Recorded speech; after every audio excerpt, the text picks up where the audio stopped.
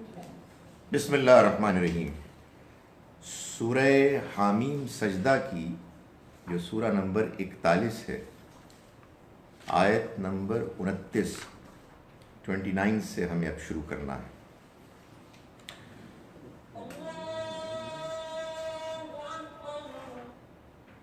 ادھر بھی ہوا تھا۔ اعوذ باللہ من الشیطان الرجیم، بسم اللہ الرحمن الرحیم۔ وقال الذین کفروا، اور کہا ان لوگوں نے جنہوں نے کفر کیا۔ یہ ویسے تو کہا ہے ماضی میں، لیکن اس سے مراد ہے وہ کہیں گے۔ آپ کہیں گے یہ کیا بات ہوئی؟ قرآن مجید میں یہ کئی جگہوں پر انداز اختیار کیا گیا ہے کہ مستقبل کی بات کو ماضی کے صیغے میں بیان کیا گیا ہے۔ قیامت کے احوال، آخرت کے احوال، جو اس میں حقیقت پیش نظر ہوتی ہے وہ یہ ہے کہ اس کا ہونا اتنا حتمی ہے کہ گویا کہ وہ ہو گیا۔ تو کہیں گے وہ لوگ، یعنی ماضی کا صیغہ ہے قالا، لیکن کہیں گے وہ لوگ کہ جنہوں نے انکار کیا، ربنا، اے ہمارے رب، ارنا الذین نہیں، دکھا تو ان کو، ارنا الذین، ان دونوں کو، یہ اصل میں دو کے لیے آتا ہے، اضلانا، جنہوں نے ہم کو گمراہ کیا۔ یہ دو کیوں ہیں؟ من الجن والانس، جنوں میں سے بھی اور انسانوں میں سے بھی۔ یعنی یہ قرآن نے بار بار بتایا ہے کہ انسان کو ورغلانے کے لیے اور راہ ہدایت سے ہٹانے کے لیے جو دو انفلوئنسز ہیں، وہ ایک انسان کے خارج میں ہے، یعنی انسان، فیلو ہیومنز، برے انسان، بری صحبت، اور ایک انسان کے داخل میں، شیطان، جن، جو انسان کو برے خیالات اس کے اندر پیدا کرتا ہے، بری تمنائیں پیدا کرتا ہے۔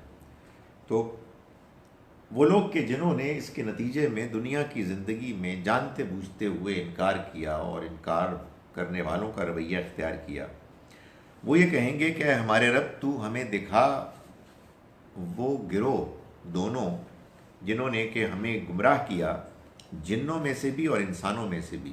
کیوں؟ نجعلہما تحت اقدامنا، تاکہ ہم ان کو اپنے پیروں کے نیچے روند دیں، مسل دیں، لیکونا من الاسفلین، تاکہ وہ ہو جائیں بالکل ذلیل اور رسوا۔ یعنی یہ ان کے اس موقع پر اپنی ناکامی، نامرادی کو سامنے دیکھنے کے بعد جو ایک غصہ ہوگا، جو اپنے اندر ایک غبار ہوگا، یہ اس کو نکالیں گے کہ اے کاش کہ ہم ان کے ساتھ نہ ہوتے، نہ ان کی بات مانتے، یہ آئے ہمارے پاس، انہوں نے ہم کو دھوکہ دیا، ہمیں طرح طرح کی باتیں سکھائیں، سمجھائیں، سجھائیں، تو یہ ہیں جنہوں نے ہم کو گمراہ کیا۔ تو ہمیں موقع دے کہ ہم ان کو اپنے قدموں کے نیچے مسل دیں۔ وہ نارمل دنیا میں رہنے والے لوگ ہیں، وہی لوگ کہ جن کو اب آخرت میں جہنم میں کے لیے جن کا فیصلہ ہوگا، ان کے بارے میں۔ ہاں، یہ دو کے لیے آتا ہے، الذین بہت سو کے لیے آتا ہے، الذی ایک کے لیے آتا ہے، اللذانی ہے جو دو کے لیے آتا ہے، آپ کہیے رفع کی حالت میں، اور نصب جر کے اللذینہ، تو یہ وہ ہے۔ یہ ہو گیا۔ فرمایا کہ اس کے برعکس، ان الذین قالوا ربنا اللہ، وہ لوگ کہ جنہوں نے کہا کہ ہمارا رب اللہ ہے، ثم استقاموا، پھر وہ اس پر ثابت قدم رہے، یعنی انہوں نے تمام تر مخالفتوں اور تمام تر خواہشات، تمناؤں کے اپنے موقف پر وہ قائم رہے۔ انہوں نے کہا کہ ہمارا رب اللہ ہے اور اس پر استقامت دکھائی۔ تتنزل علیہم الملائکہ، ان پر فرشتے اتریں گے، نازل ہوں گے، یعنی ابھی فیصلہ ہونا ہوگا، فیصلے کا ابھی وقت کچھ دیر میں ہوگا، اس سے پہلے یہ ہوگا کہ اللہ کی طرف سے قیامت کے روز ان فرشتوں کو یہ تسلی ملے گی، فرشتوں کے ذریعے سے تسلی ملے گی ان لوگوں کو کہ اللہ تخافوا ولا تحزنوا، نہ تم خوف کھاؤ نہ غم کرو، یعنی نہ تمہیں کوئی اندیشہ ہونا چاہیے اور نہ کوئی ماضی کا کوئی غم ہونا چاہیے۔ وَأَبْشِرُوا، اور خوشخبری لے لو، بالجنت التی، اس جنت کی، کنتم توعدون، جس کا تم سے وعدہ کیا جاتا تھا۔ یعنی ایک جانب وہ لوگ ہوں گے جو اپنے فرسٹریشن میں، اپنے غصے میں وہ کہیں گے کہ جنوں اور انسانوں میں سے جنہوں نے ہم کو گمراہ کیا ان کو ہم مسل دیں، ان کا ہمیں موقع دیں۔ دوسری جانب یہ ہوگا کہ جن لوگوں نے یہ کہا کہ ہمارا رب اللہ ہے اور وہ اپنے اس کہنے پر قائم رہے۔ اس میں ساری بات آ گئی۔ یہ کہتے ہیں حدیث میں کہ ایک شخص نے نبی صلی اللہ علیہ وسلم سے فرمایا کہ مجھے بس ایک بات بتائیے کہ جس کو میں پلے باندھ لوں اور بس وہ میرے لیے کافی ہو۔ تو آپ نے ہی فرمایا کہ قل آمنت باللہ، کہو کہ میں ایمان لایا اللہ پر، ثم استقم، پھر اس پر قائم رہو۔ ہاں، وہ واحد کے لیے نا، ثم استقم، پھر اس پہ قائم رہو۔ تو کیا مطلب؟ یعنی مطلب یہ ہے کہ میں اللہ کو مانتا ہوں، وہ میرا خالق ہے، وہ میرا مالک ہے، اسی نے یہ ساری نعمتیں مجھے دی ہیں، اسی کی دین سے جو مجھے شخصیت ملی ہے، وہ میرے اندر اخلاق ہے، یہ اخلاق وہ ہے کہ جس کے لیے میں اس کو یہاں جواب دہ ہوں، اور میں نے اس کو مان لیا۔ آخرت ہونے والی ہے، جو پیغمبر اس نے بھیجے ہیں وہ اسی کی طرف سے آئے ہیں۔ تو جب آپ اللہ کو مانتے ہیں اس طرح سے اور پھر اس کے ماننے کے بعد اس پر قائم رہتے ہیں، یعنی اس سے صاف معلوم ہوا کہ یہ جو ہمارے ہاں لوگوں کا خیال ہے کہ اللہ کو ماننے کا مطلب محض کلمہ پڑھنا ہے، یہ نہیں مطلب اس کا۔ یعنی کلمہ تو اصل میں اس کے ماننے کے اظہار کے لیے الفاظ ہیں جو آپ بیان کرتے ہیں، لیکن اصل چیز کیا ہے؟ اصل چیز آپ کے اندر کی کمٹمنٹ ہے، اور اس کمٹمنٹ کے نتیجے میں زندگی میں جب جب اس کا تقاضا سامنے آتا ہے کہ آپ اللہ کو ماننے کا جو ایکسپیکٹیشنز ہیں، جو اس کی جو ضروری اس کے توقعات ہیں، ان کو پورا کریں، تو تب اصل میں اللہ کا ماننا اللہ کے ہاں معتبر ہوتا ہے۔ جب کوئی ایسا کرتا ہے، جو لوگ ایسا کریں گے ان کو اللہ تعالیٰ انعام کے طور پر حساب کتاب سے پہلے ہی تسلی دلوا دیں گے کہ وہ یہ کہیں گے فرشتے کہ تمہیں نہ کوئی غم ہوگا، نہ کوئی اندیشہ ہوگا، غم ماضی کا، اندیشہ آئندہ کا، خوشخبری لے لو اس جنت کی کہ جس کا تم سے وعدہ کیا جاتا تھا۔ اچھا، اس میں پچھلی آیت میں سب سے نیچے درجے کی جہنم کا ذکر ہے، تو اس کا مطلب یہ ہے کہ جو جہنم اینڈ جنت کے درجات ہیں، یہ تو قرآن میں بیان کیا گیا، اس میں کوئی شک ہی نہیں ہے کہ کہا کہ 7 دروازے ہیں اس کے، لیکن وہ دروازے تو خیر ایک الگ معاملہ ہے کہ مختلف کیٹیگریز کے جو گناہ گار ہوں گے وہ اس کے ذریعے ان میں جائیں گے۔ لائک وائز جنت کے معاملے میں بھی ایسا ہی ہے، مگر ڈگریز بھی فرق ہوں گی۔ بھائی دیکھیں نا، اللہ تعالیٰ ہر انسان کو اس کے عین پرفارمنس کے مطابق یا انعام دے گا یا سزا دے گا، تو پھر اسی کے مطابق ان کو اکاموڈیٹ کرے گا، اسی کے مطابق ان کی کوالٹی ہوگی لائف، اور وہ اٹرنل ہوگی، اس میں لیول اوپر نیچے نہیں ہوگی کبھی۔ دیکھیں جنت میں تو ایسا ہی ہے، جہنم میں 2 چیزیں معلوم ہوتی ہیں۔ ایک بات تو حتمی طور پر معلوم ہوتی ہے آلموسٹ، کہ بعض جہنمی باہر نکل آئیں گے، ان کو ایک موقع کے بعد اللہ تعالیٰ جنت میں جانے کی توفیق دے دے گا۔ ان کے اندر جو ایک گندگی لگی ہوئی تھی، جب وہ صاف ہو جائے گی، اور یہ خدا ہی جانتا ہے کہ اس کی کیا مدت ہوگی، اس کا کیا پروسیس ہوگا، ان کا تزکیہ ہو جائے گا، اس لیے کہ جنت میں داخلے کے لیے تزکیہ ضروری ہے، پاکیزگی۔ جو لوگ یہاں سے پاک صاف ہو کے جائیں گے وہ جنت میں جائیں گے، جن کو پاک صاف ہونے میں کچھ کسر رہ جائے گی تو پھر وہاں ان کو پاک کیا جائے گا، اور جو ایسے گئے کہ ان کے ہاں پاکیزگی کا کوئی امکان نہیں، اس کے بارے میں یہ امکان نظر آتا ہے، ایک اشارہ ہے سورہ ہود کی آیت نمبر 117-118 میں غالباً، کہ اللہ تعالیٰ فرماتے ہیں کہ اس میں رہیں گے ما دامت السماوات والارض، جب تک آسمان و زمین قائم، الا ما شاء ربک، سوائے اس کے کہ تمہارا رب کچھ چاہے۔ اور تو اس سے معلوم ہوا کہ یہ خدا تعالیٰ کے ہاں کوئی ایک مدت ہے جو طے ہے، اور اس کو یہ فرماتا ہے کہ اس میں ہمیشہ رہیں گے۔ میں یہ سمجھانے کے لیے مثال دیتا ہوں اپنے اسٹوڈنٹس کو کہ یہ ایسے ہے کہ جب کوئی ٹیچر، مجھے غصہ آ جائے تم پر اور میں یہ کہوں کہ دیکھو تم نے جو بدتمیزی کیا نا، اس کے بعد تمہارے لیے تمہارے لباس میں ایک اسٹیٹمنٹ لکھی ہوگی سینے پہ کہ you are not a good student, undisciplined ہو تم ہمیشہ کے لیے۔ اس ہمیشہ سے مراد 8 سیمسٹر ہے، جب تک تم یونیورسٹی میں رہو۔ تو ہر اس طرح کی اسٹیٹمنٹ میں ایک امپلائڈ ڈیوریشن ہوتی ہے، سوائے جنت کے، جس کے بارے میں اللہ تعالیٰ نے فرمایا کہ یہ میرا وعدہ ہے جو کبھی ختم نہیں ہوگا۔ تو یہ معلوم ہوتا ہے۔ آپ نے کہا جب تک آسمان اور زمین قائم ہے، آسمان و زمین تو جس دن قیامت آئے گی اس دن ختم ہو جائے گا۔ وہ قرآن نے یہ بتایا کہ آسمان و زمین یہ والے بدل جائیں گے ایک دوسرے آسمان و زمین سے، یوم تبدل الارض غیر الارض۔ تو وہ تو دائمی اور وہ تو ابدی ہمیشہ معلوم ہوتا ہے کہ ان کے لیے، جہنمیوں کے لیے اللہ تعالیٰ کی ایک مدت ہے، واللہ اعلم۔ یہ اب اس سے آگے میں جا نہیں سکتا، اس لیے کہ قرآن کے الفاظ تو اتنے ہی ہیں۔ جنتیوں کے لیے کہہ دیا کہ یہ ہمیشہ کے لیے، دائمی ہے۔ ان کے لیے اس کی مرضی ہے، الا ما شاء ربک۔ تو یہ میں صرف آپ کو اس کی بات کا ترجمہ کر کے بتا رہا ہوں، اس سے زیادہ کچھ ہم کہہ نہیں سکتے۔ زیادہ ڈر لگ رہا ہے۔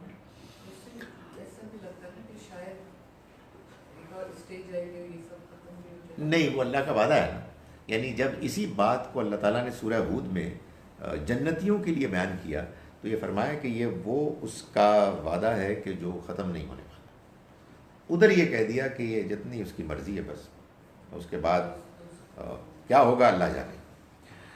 فرمایا کہ نحن اولیاؤکم فی الحیات الدنیا، یہ فرشتے ان کو کہیں گے اس موقع پر کہ ہم تمہارے ساتھی رہے دنیا کی زندگی میں بھی، وفی الآخرہ، اور آخرت میں بھی تمہارے ساتھی ہیں۔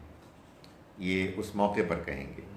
اس سے معلوم ہوا کہ اللہ تعالیٰ نے اس دنیا کی زندگی میں جہاں انسانوں کے لیے آزمائش کی غرض سے شیطان کو چھوڑا ہوا ہے، جو ہمیں دائیں بائیں ورغلاتا ہے، ہمیں غلط سمت لے جانے کی کوشش کرتا ہے، برے خیالات پیدا کرتا ہے، وہاں اللہ کی طرف سے فرشتے بھی اگر ہم نیکی کا کام کرنے کے لیے خواہش ارادہ کرتے ہیں تو وہ بھی تھپکی دینے کے لیے، شاباش دینے کے لیے وہ بھی آتے ہیں، اطمینان دلاتے ہیں۔ وہ کہتے ہیں نا کہ ایک اچھی مجلس محفل ہوتی ہے تو ایک سکینت طاری ہو جاتی ہے، آدمی کے اندر ایک اعتماد پیدا ہو جاتا ہے۔ اس میں کوئی شک ہی نہیں ہے کہ آدمی دعا کرتا ہے اور اس دعا کے نتیجے میں انسان اپنی کیفیت میں ایک پازیٹیو تبدیلی محسوس کرتا ہے۔ تو یہ کیا ہے؟ یہ قرآن نے بتایا کہ یہ فرشتوں کے ذریعے سے۔ تو وہ فرشتے کہیں گے کہ ہم تمہارے ساتھی تھے دنیا کی زندگی میں بھی۔ ظاہر نیک لوگ ہوں گے جن کو کہیں گے جو جنت میں جائیں گے کہ تم نے جو دعائیں وہاں کی تھی وہ بھی پوری ہوئی تھیں، اور اب یہاں بھی ہم تمہارے ساتھی ہوں گے۔ وَلَكُمْ فِيهَا مَا تَشْتَهِي أَنفُسُكُمْ، اور تمہارے لیے ہوگا اس میں وہ سب کچھ کہ جو تم چاہو گے۔ وَلَكُمْ فِيهَا مَا تَدَّعُونَ، اور تمہارے لیے ہوگا اس میں وہ سب کچھ کہ جو تم مانگو گے۔ ایک تو تمہاری خواہش ہے اور ایک تمہاری طلب ہے، تمہارا مطالبہ ہے، یہ سب کچھ تمہیں ملے گا۔ نزلا من غفور الرحیم، اس ذات کی طرف سے کہ جو بڑا ہی بخشنے والا ہے، جس کی شفقت ہمیشہ کے لیے ہے، ضیافت کے طور پر۔ نزل کہتے ہیں اس انیشل ویلکم پارٹی کو کہ جو ایک بڑے انعام سے پہلے آپ کو ابتدائی طور پر ملتی ہے. آپ ایک بڑے کسی لمبے اس کے لیے گئے ہیں مہمان بن کر, تو ابتدا میں جو آپ کو ویلکم کیا جاتا ہے اور آپ کو جو کچھ کھلایا پلایا جاتا ہے, پھول نچھاور کیے جاتے ہیں, کچھ خوشبو ڈالی جاتی ہے, آپ کے اوپر پھینکی جاتی ہے, یہ ہے نزل ابتدائی. تو یہ ابتدائی ہے, سٹارٹر. تو آگے کیا ہوگا یہ اللہ ہی بہتر جانتا ہے.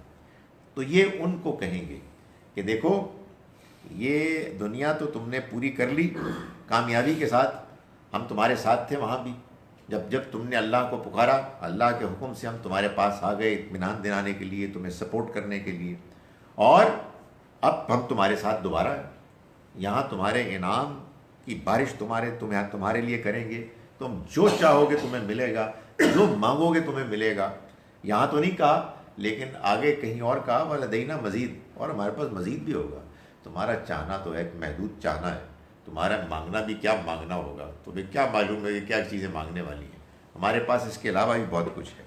تو فرمایا یہاں مانگتے رہے اس کے بدلے میں ہمیں وہ ملے گا, ایسے تو نہیں ہوگا. یہ بھی ہوگا, ایسے ہی ہوگا. ایسے بھی ہوگا. یہاں جو مانگتے رہے ہیں وہ بھی ملے گا, وہاں کوئی خواہش ہوگی وہ بھی ہوگی, اور پھر بتایا جائے گا کہ یار یہ تمہاری خواہش ہے یار, کم آن مین, اب دیکھو یہ والا یہ حصہ دیکھو. تو بندہ کہے گا واو یار یہ تو never could even imagine it. یہ ہوگا. اللہ تعالیٰ سب کو وہاں لے جائے جی. نزلا من غفور الرحیم, یہ ابتدائی مہمان نوازی ہوگی اس ذات کی طرف سے کہ جو بہت بخشنے والا ہے, جس کی رحمت ہمیشہ کے لیے. کیا مہربانی ہے اس کی جی. وہ حوالہ دے رہا ہے اگر اپنی صفات کا, تو اس میں یہ کہ معاف کرنے والا, اور اس کو معلوم ہے کہ غلطیاں ہوئی تھیں لیکن اس نے ان کو معاف کر دیا, اور اس کی رحمت ہمیشہ کے لیے.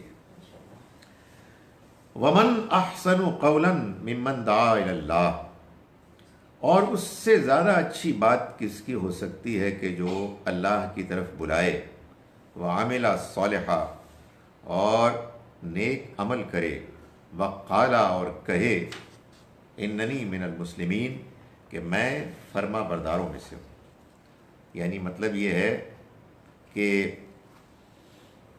یہ اے لوگوں تمہیں جو بلا رہے ہیں یہ معلوم ہے کون ہے. یہ وہ ہیں کہ جن کی بات سے اچھی کوئی بات نہیں ہو سکتی. تم نے ان کی قدر نہیں کی. یہ تمہارے اندر کے وہ بندے ہیں جن کو ہم نے چنا. یہ کیا کر رہے ہیں, یہ تمہیں اللہ کی طرف بلا رہے ہیں. تم نے ان کا عمل دیکھا ہے, نیک عمل ہے, اور کیا کہہ رہے ہیں, وہ یہ کہہ رہے ہیں کہ میں فرما برداروں میں سے ہوں. ان سے زیادہ کوئی تمہارے لیے اللہ کی طرف بلانے کے پہلو سے کوئی بہتر ہو سکتا ہے. اور تم جو کچھ رویہ اختیار کر رہے ہو وہ رویہ انکار کا ہے, وہ رویہ نظر انداز کرنے کا ہے. کتنی بدنصیبی ہے تمہاری.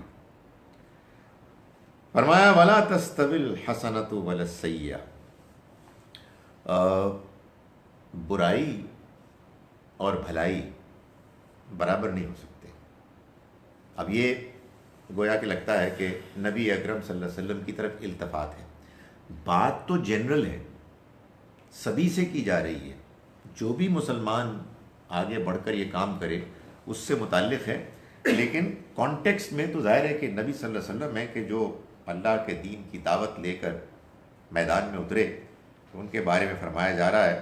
اور یہ بتایا جا رہا ہے کہ دیکھو برائی اور اچھائی یہ برابر نہیں ہو سکتے. یہ اس لیے کہا گیا کہ ابھی پیچھے ہم نے دیکھا پچھلے سبق میں کہ وقال الذین کفروا لا تسمعوا لهذا القرآن والغوا فیہ, لوگوں نے جنہوں نے کفر کیا انہوں نے کہا کہ مت سنو اس قرآن کو اور اس میں شور غل مچا دو, لعلکم تغلبون, تاکہ تم غالب آ جاؤ. تو اللہ تعالیٰ فرما رہے ہیں کہ یہ بدتمیزی کر رہے ہیں, ہمیں معلوم ہے, مگر معلوم ہے کیا ہے پیغمبر, برائی اور اچھائی برابر نہیں ہو سکتی. چنانچہ ادفع باللتی ہی احسن, تم برائی کے جواب میں وہ کرو جو اس سے بہتر ہے, یعنی نظر انداز کرو. معاف کرو. ان کے غصے کے جواب میں تمہاری طرف سے مسکراہٹ, نرمی ہو. ان کی ادفع دور کرو, دفع کرو, برائی کو دفع کرو اچھائی سے. وہ تمہیں برا بھلا کہیں تم ان کو دعائیں دو, وہ تم سے سختی کریں تم ان سے نرمی کرو. یہ دعوت ہے. تو معلوم ہے کیا ہوگا؟ فَإِذَا الَّذِي بَيْنَكَ وَبَيْنَهُ عَدَاوَةٌ, تو پھر یہ ہوگا کہ وہ کہ جس کے اور تمہارے درمیان دشمنی تھی, كَأَنَّهُ وَلِيٌّ حَمِيمٌ, وہ گویا کہ تمہارا ایک بہت گہرا دوست بن جائے. یعنی انسان ہے نا, انسان بعض اوقات جذباتی ہو جاتا ہے, کسی نظریے کو, عقیدے کو مان لیتا ہے, پھر اس کے ساتھ وابستگی ہو جاتی ہے, اس میں ایک طویل عرصہ گزارتا ہے. یہی ساری سٹوری ہے جی اس دنیا کی. آپ کہیں پیدا ہوئے, میں کہیں پیدا ہوا, کوئی کہیں پیدا ہوا, اپنے اپنے علاقے کے نظریات کو لے لیا اور اس پر چلتے رہے. اس کو بدلنا آسان تو نہیں ہے. اچانک ایک شخص آیا اور اس نے کہا کہ دیکھو یہ تو ٹھیک نہیں ہے. لوگ آگ بگولا ہو گئے, غصے میں آ گئے, دشمن بن گئے اور ستانے لگے. تو اگر اینٹ کا جواب پتھر سے دیا جاتا تو لڑائی مار کٹائی شروع ہو جاتی. خدا تعالیٰ نے فرمایا نہیں, یہ برائی جو ہے نا اس کا جواب اچھائی سے دو, غصے کا جواب ٹھنڈک سے دو, اور برے الفاظ بد دعاؤں کا جواب دعاؤں سے دو. تو کیا ہوگا کہ جو تمہارا دشمن تھا وہ تمہارا گہرا دوست بن جائے. یہ انسان کی فطرت ہے کہ اگر انسان بالکل شقی, ضدی, ہٹ دھرم نہ ہو تو آدمی نرم پڑ جاتا ہے کہ یار یہ کیا بن جائے. Strange, very strange. ہم نے تو اس کے دشمنی میں کوئی کسر نہیں چھوڑی تھی, اور یہ ہے کہ اس کی نرمی میں کی کوئی انتہا نہیں ہے. تو تمہارا گہرا دوست بن جائے گا. وہ یہ ہے دوست, ولی, سوری ولی گہرا, ولیون حمید ہے, سرگرم, وہی یعنی وہی نا, سرگرم.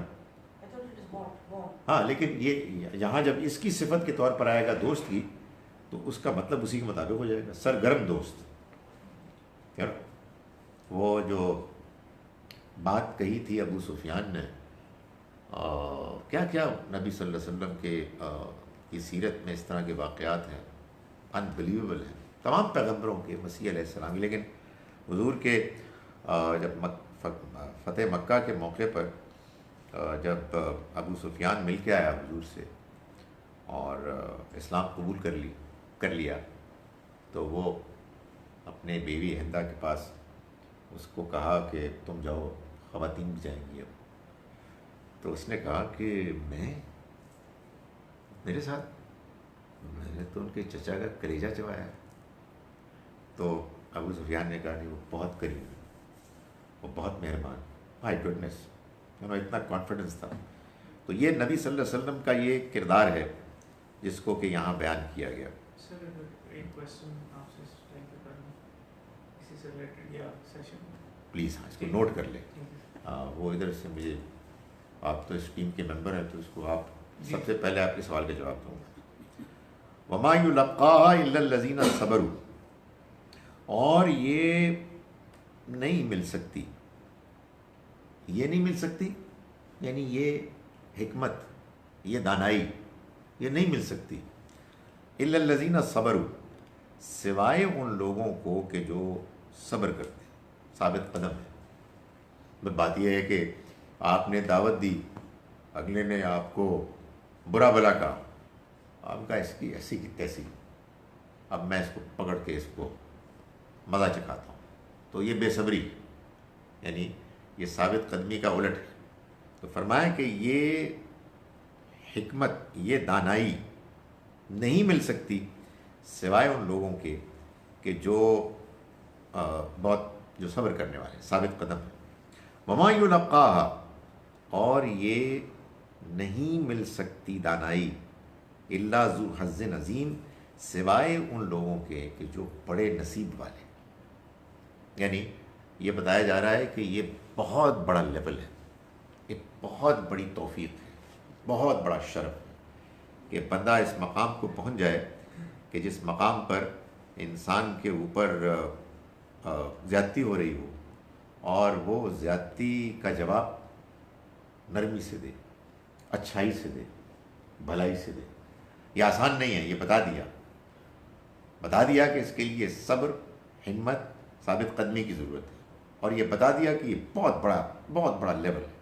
لیکن تم نے اگر دعوت دینی ہے تو پھر یہی مقام. اور نبی اکرم صلی اللہ علیہ وسلم نے ایسا ہی کیا. وہ جو کہتے ہیں نا، بائبل میں آتا ہے کہ مسیح علیہ السلام نے فرمایا کہ اگر تمہارے گال پہ کوئی تماچا مارے تو تم دوسرا گال پیش کر دو. یہی تو ہے. یہ کیسے ہو سکتا ہے کہ پیغمبروں کی باتیں ایک دوسرے سے مختلف ہوں؟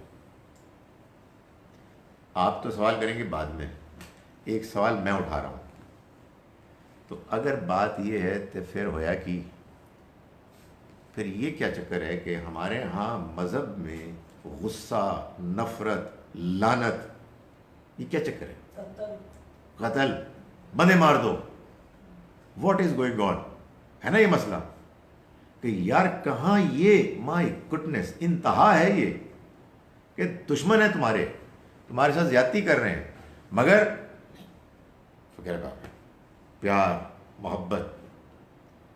تو وہ بلکہ ہمارے لوگ تانے دیتے ہیں کہ جی یہ تو ان کا ہے، کسی اور کا، بھکشوؤں کا، یہ تو مشنریز کا طریقہ ہے، ہم تو ڈٹ کے کریں گے، ایسی جہاد کریں گے. تو یہ کیا چکر ہے؟ اس چکر کا جواب اگر سمجھ میں آ جائے تو مسئلے سارے حل ہو جائیں. اس کا جواب بڑا سادہ ہے. اس کا جواب یہ ہے کہ اصل یہ ہے، کسی کو اگر دین کا کام کرنا ہے تو اس کو اپنے اندر یہ نرمی پیدا کرنی ہوگی. غلطی ہو جائے اللہ سے معافی مانگے، اپنی اصلاح کرے. آپ دین کا پیغام پہنچانے میں سختی کر ہی نہیں سکتے، ناجائز ہے. آپ کو نرمی کرنی ہے، آپ کو بات سمجھانی ہے. الاؤ می ٹو سے غیروں کو بھی اور اپنوں کو بھی. یعنی یہ نہیں ہے کہ آپ کے شاگرد بن گئے تو آپ ان کو مارے، جوتے مارے، تھپڑ مارے. پوچھنے والی تھی. سب کو یہی کرنا ہے. خدا کا پیغام ہے، خدا کا پیغام پہنچانا ہے، آپ نے لوگوں کو ان کو سمجھانا ہے. اس میں سختی کہاں سے آ گئی؟ تو پھر یہ سوال پیدا ہو گیا کہ واقعی کہاں سے آ گئی. اس کا جواب جی نماز کے لیے کہتے ہیں کہ بچہ 7 سال مارو. وہ حدیث کوٹ کرتے ہیں. اب میں آپ کو بتاتا ہوں کہاں سے آئی. یہ جواب دینا ہے نا. دیکھیے یہ جو میں نے سوال اٹھایا ہے یہ میری سازش ہے. میں آپ کو پہلے سب مسئلہ پیدا کروں اس لیے کہ تبھی بات سمجھ میں آتی ہے. ایک بات تو یہ سمجھ لیں کہ آپ کے سامنے دین کی بظاہر دو متضاد باتیں آ جائیں تو آپ اپنی زبان بند رکھیں اگر آپ کو بات سمجھ میں نہیں آئی. خاص طور پر آپ کو کوئی حق ہی نہیں پہنچتا کہ آپ سخت والی بات کریں. بھئی آپ کہہ رہے ہیں آئی ایم کنفیوزڈ، یار یہ قرآن اتنا زوردار طریقے سے کہہ رہا ہے کہ دشمن جو برا بھلا کہہ رہا ہے اس کو آپ گڑبڑ کر ہی نہیں سکتے. آپ کہتے ہیں جس نے کوئی جملہ بولا، کوئی گستاخی کی، اس کو پیس ڈالو، اس کو پکڑ کے مار دو. کیا چکر ہے یار، واٹس گوئنگ آن؟ ادھر اس کی صورتحال بالکل مختلف ہے. اچھا اس کا ایک جواب لوگ یہ بھی دیتے ہیں کہ نہیں، نبی صلی اللہ علیہ وسلم کو یہ کرنا تھا، ہمیں حضور کی غیرت ہے، ہم نے وہ کرنا ہے. یہ آپ کہاں سے لا رہے ہیں جناب؟ دین آپ کا لایا ہوا ہے، آئیڈیل آپ ہیں اور آپ اپنے فلسفے بگاڑ رہے ہیں. تو گزارش یہ ہے کہ اس کا جواب، ایک جواب تو یہ ہے کہ پہلے اگر کنٹرڈکشن ہے تو اس کو نوٹ کریں، نہ کہ اپنی مرضی کی چیز نکالیں. یہ آپ کو دین میں کئی جگہوں پہ نظر آئے گی، قرآن میں کئی جگہوں پر. کیا؟ بظاہر کنٹرڈکشن. قرآن میں کوئی کنٹرڈکشن نہیں ہے، بظاہر کنٹرڈکشن. تو اس کے بعد آپ سمجھیں اس کو، سارٹ اٹ آؤٹ. گزارش یہ ہے کہ مسیح علیہ السلام کی تعلیمات میں اور نبی اکرم صلی اللہ علیہ وسلم کی تعلیمات میں جو بظاہر فرق لگتا ہے اور بعد میں جو لوگوں کا رویہ فرق ہوا وہ یہ ہے کہ ہر رسول کی دعوت کے اختتام پر جب حجت تمام ہو جاتی ہے، بات قوم کے لوگوں کو آخری حد تک واضح طریقے سے پہنچ جاتی ہے، اس کے بعد خدا کا فیصلہ آتا ہے کہ اب ان کے بارے میں سختی کرو اور ان پر اب اللہ کا عذاب آنے والا ہے۔ یہ معاملہ اللہ کے رسولوں کے ساتھ خاص ہے، اس لیے کہ ان کے علاوہ کوئی شخص حجت تمام کر ہی نہیں سکتا، بات آخری حد تک واضح کر ہی نہیں سکتا، نہ وہ کردار ہے ہمارے پاس، نہ وہ ہمارے پاس انداز ہے، اور نہ وہ حالات ہیں۔ اللہ کے پیغمبر میں اور ان کے علاوہ باقی کسی اور شخص عالم میں زمین آسمان کا فرق ہوتا ہے۔ مفتی فتویٰ نہیں دے سکتے۔ کوئی فتویٰ تو اوپینین ہے، وہ تو اوپینین نا، وہ تو دینا ہی ہے۔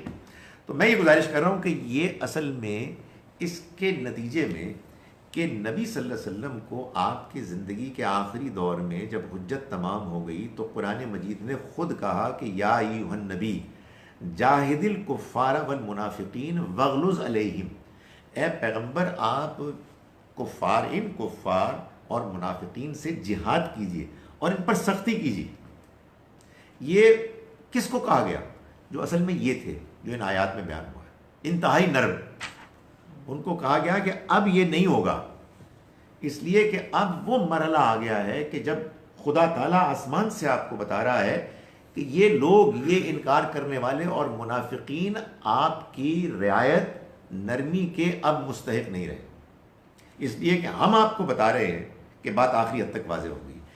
یہ آسمان کا فیصلہ اب دوبارہ کبھی آ ہی نہیں سکتا، اس لیے کہ وہی ختم ہو گئی، اب تو آپ کو دعوت دینی ہے، اللہ تو دلوں کے حال جانتا ہے۔ دلوں کے حال جانتا، آپ نے بات پہنچانی ہے۔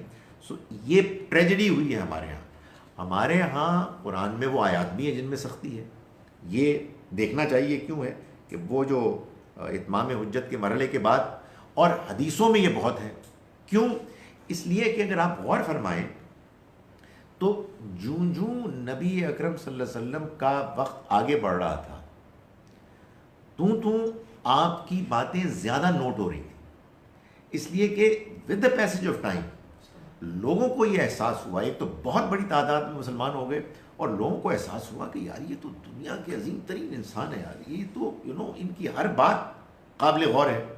مکی دور میں لوگوں نے اس کو کہاں نوٹ کیا، وہ اپنی مشکلات میں پھنسے ہوئے تھے، لوگ بھی چند تھے، تو لوگوں نے یہ کہا جی کہ اصل میں وہ چونکہ کہتے ہیں نا دین سارا جو ہے وہ قرآن کے علاوہ حدیث میں ہے، اور قرآن اور حدیث کا کوئی آپس میں تعلق نہیں جوڑتے، تو اس لیے بس وہ واقعات دیکھتے ہیں، اس کو بیان کرتے ہیں۔ سختیاں بہت ہوئی ہیں، بہت سختیاں ہوئی ہیں، کیوں؟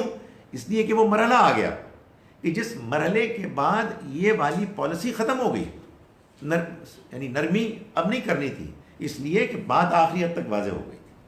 تو یہاں جو کچھ بیان کیا گیا ہے، میں کہنا یہ چاہتا ہوں کہ یہ اصل ہے، یہی میرے اور آپ کے لیے ہے۔ وہ مرحلہ آیا اور چلا گیا، اب تو ہمیں اس دین کے بارے میں بات کرنی ہے اور اسی انداز میں کرنی ہے۔ اور اس میں فرمایا وَإِمَّا يَنزَغَنَّكَ مِنَ الشَّيْطَانِ نَزْغٌ، اور اگر شیطان کی طرف سے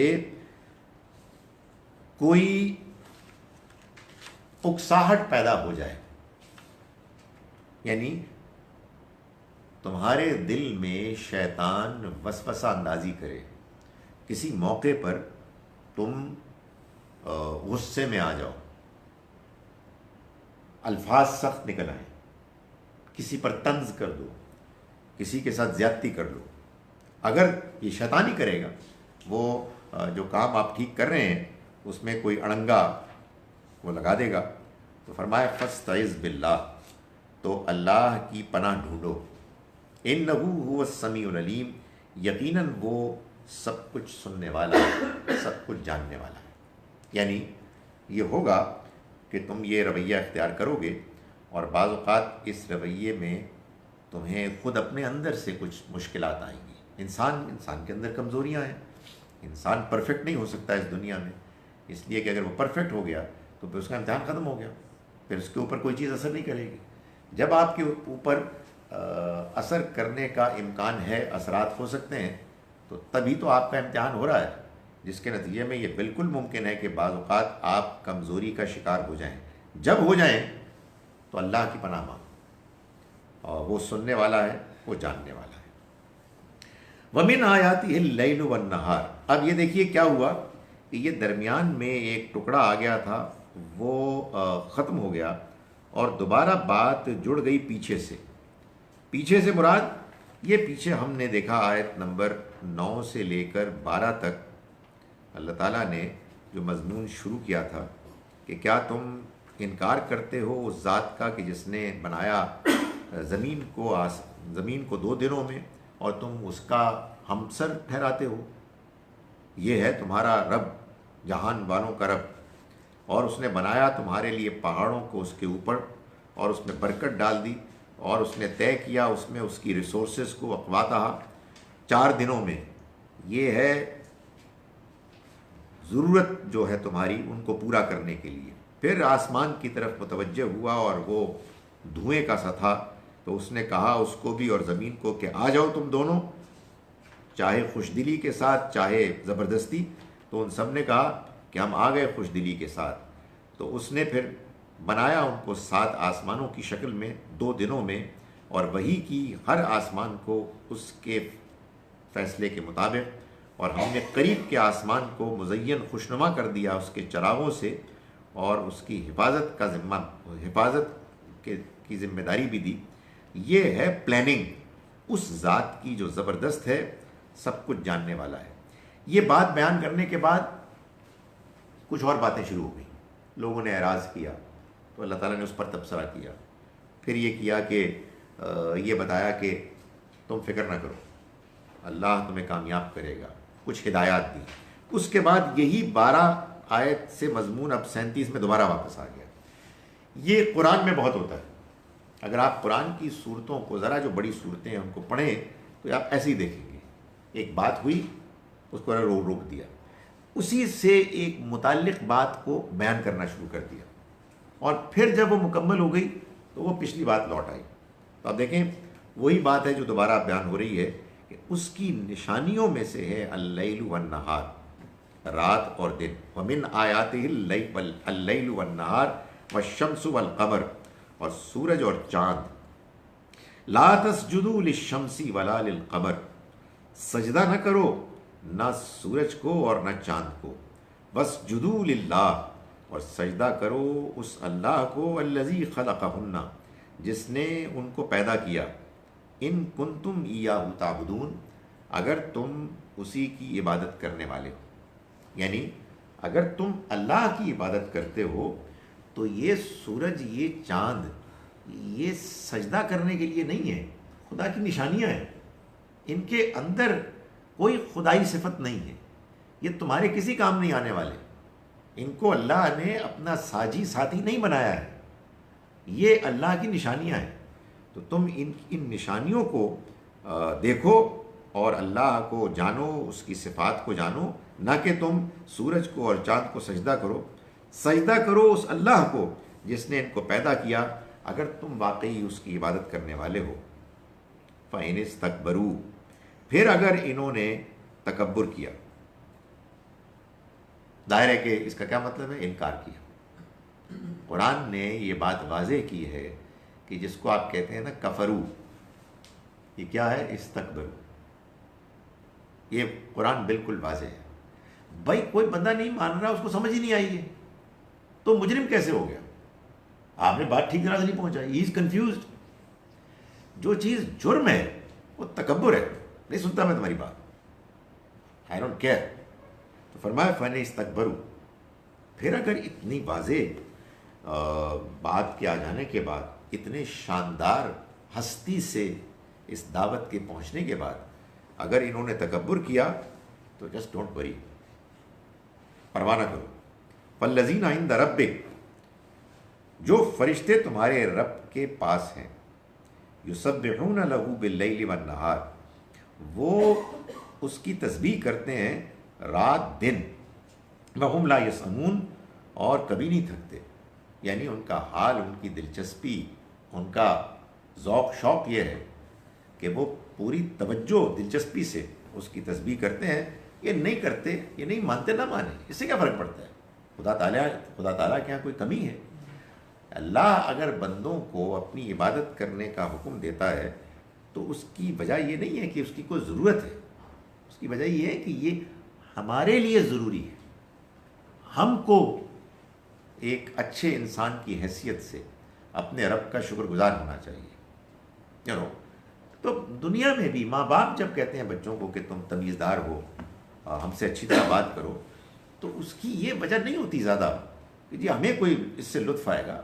تمہیں ڈسپلن ہونا چاہیے، تمہیں ٹھیک ہونا چاہیے، تمہیں ایک اچھا انسان بننا ہے. تو اللہ تعالیٰ فرما رہے ہیں کہ تم اگر نہیں کرتے نہ کریں، ان کی پرواہ نہ کرو، اس لیے کہ اللہ تعالیٰ کے ہاں تو ایسے فرشتے ہیں بہت سارے کہ جو اس کی تسبیح کرتے ہیں صبح و شام اور وہ نہیں تھکتے. اس میں جو سجدہ ہے یہ میں اس کے بارے میں کئی مرتبہ بتا چکا ہوں کہ یہ سجدہ در حقیقت نبی اکرم صلی اللہ علیہ وسلم کے اس عمل کو سامنے رکھتے ہوئے یہاں لکھ دیا گیا ہے کہ جس کے مطابق آپ نے جب نمازیں پڑھیں اور اس طرح کی آیات آئیں تو آپ بے ساختہ بے اختیار اسپونٹینیسلی آپ سجدے میں گر گئے. یعنی آپ نے نماز کو اگر مجھے اجازت دیں تو بیچ میں توڑ دیا اور سجدہ کیا. ورنہ تو ظاہر ہے کہ آپ دیکھیں، آپ نماز پڑھیں، کوئی بندہ ذرا سی موومنٹ کرے تو وہ کہتے ہیں یہ نماز ٹوٹ گئی. آپ نے نماز کے اس عمل کو تھوڑی دیر کے لیے روکا اور سجدے میں گر گئے. تو ان آیات کے آخر میں لوگوں نے لکھا ہوتا ہے کہ یہ سجدے کی آیات ہیں، اور ہمارے ہاں کیا کرتے ہیں لوگ کہ اس کے آنے کے بعد جب بھی آتی ہیں تو وہ سجدہ کرتے ہیں. آپ کو بھی اس کا تجربہ ہوا ہے. یہ سجدہ ٹھیک ہے، اچھی بات ہے، ظاہر نبی صلی اللہ علیہ وسلم نے کیا ہے، لوگ کریں گے تو یہ آپ کے عمل کی پیروی ہوگی. میں اس میں صرف دو باتیں کہہ رہا ہوں. ایک تو یہ کہ یہ کوئی حکم نہیں ہے، اچھی بات ہے، جو کرے بڑی اچھی بات ہے. اور دوسرا یہ کہ بھائی اصل چیز کیا ہے؟ اصل چیز وہ مفہوم ہے جس مفہوم کا جب آپ کے اوپر اثر ہوا تو آپ نے فوراً اس موقع پر سجدہ کیا. اور ایک تیسری بات، یہ صرف سجدے تک ہی موقوف نہیں ہے. آپ نماز پڑھتے تھے تو جس موقع پر کسی آیت سے کوئی اور کیفیت طاری ہوتی تو آپ اس پر بھی رسپونڈ کرتے تھے. اللہ کے شکر کی کوئی آیت آئی ہے تو شکر کیا، اللہ کی تسبیح کی آیت آئی ہے تو تسبیح کی، کوئی دعا مانگنے کا موقع آیا دعا کی، وغیرہ وغیرہ. یہ سب بھی آپ جب چاہیں کریں. وائی؟ بیکاز قرآن کی تلاوت اور نماز یہ خدا تعالیٰ کے ساتھ ایک زندہ تعلق کا اظہار ہے.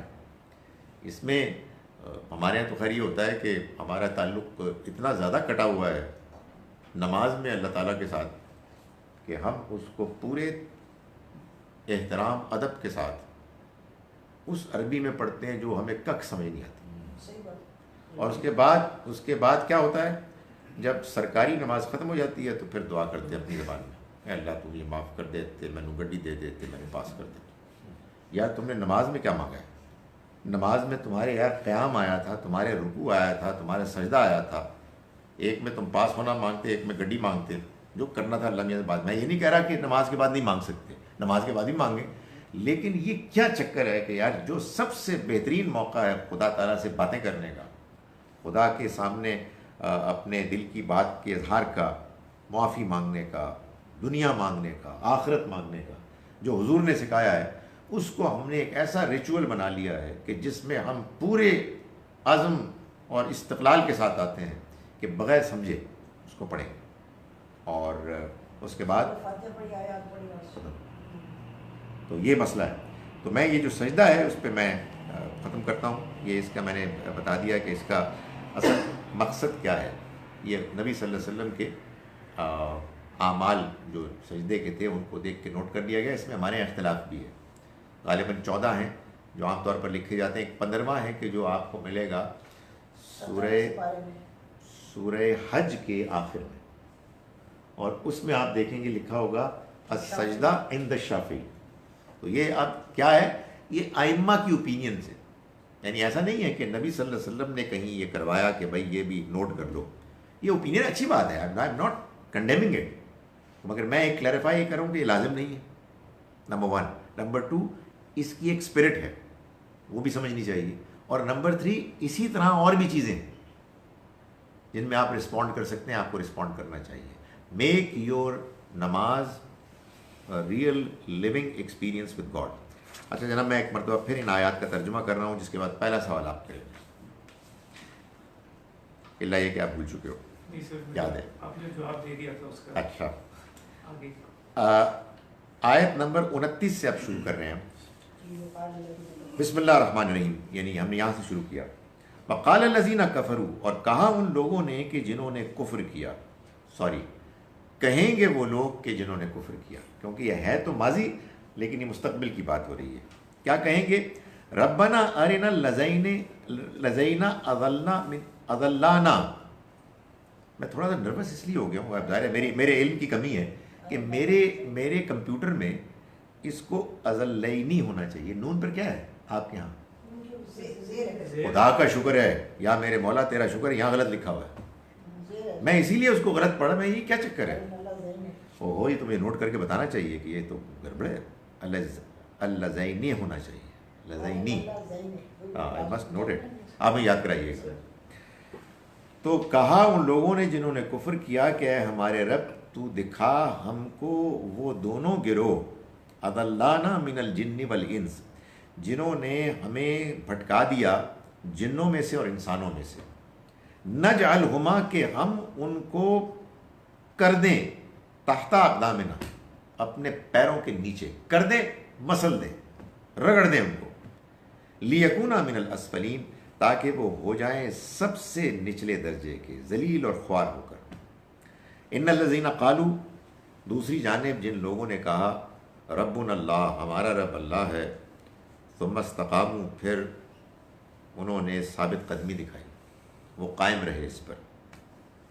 تتنزل علیہم الملائکہ، ان پر فیصلے سے پہلے ہی قیامت کے روز نازل ہوں گے، اتریں گے فرشتے اس پیغام کے ساتھ، اللہ تخافوا ولا تحزنوا، کہ نہ کوئی خوف کرو اور نہ غم کرو. وابشروا، اور خوشخبری لے لو، بالجنت التی کنتم توعدون، اس جنت کی کہ جس کا تم سے وعدہ کیا جاتا تھا. نحن اولیاؤکم فی الحیات الدنیا وفی الآخرہ، ہم تمہارے ساتھی تھے دنیا کی زندگی میں بھی اور یہاں بھی ہوں گے، آخرت میں بھی. وَلَكُمْ فِيهَا مَا تَشْتَهِي أَنفُسُكُمْ، اور اس میں تمہیں ملے گا وہ سب کچھ کہ جس کا تمہارا جی چاہے گا. وَلَكُمْ فِيهَا مَا تَدَّعُونَ، اور تمہیں ملے گا اس میں وہ سب کچھ کہ جو تم مانگو گے. نُزُلًا مِّن غَفُورٍ رَحِيمٍ، اور یہ تو ابتدائی مہمانی کے طور پر ہوگا اس ذات کی طرف سے کہ جو معاف کرنے والا ہے، جس کی رحمت ہمیشہ کے لیے. وَمَنْ أَحْسَنُ قَوْلًا مِّمَّنْ دَعَا إِلَى اللَّهِ، اور اے لوگو، اس سے زیادہ بہتر کون ہو سکتا ہے بات کے لحاظ سے، یعنی اس سے زیادہ بات کس کی بہتر ہو سکتی ہے. دعا الی اللہ، جو اللہ کی طرف بلائے، وعمل صالحا، اور نیک عمل کرے، وقال اننی من المسلمین، اور کہے کہ میں فرما برداروں میں سے. ولا تستوی الحسنۃ ولا السیئۃ، یعنی آپ سمجھیں کہ یہ حضور کی طرف التفات ہے کہ اے نبی، برائی اور اچھائی برابر نہیں ہو سکتے، بری بات اور اچھی بات یہ دونوں ایک نہیں ہو سکتے.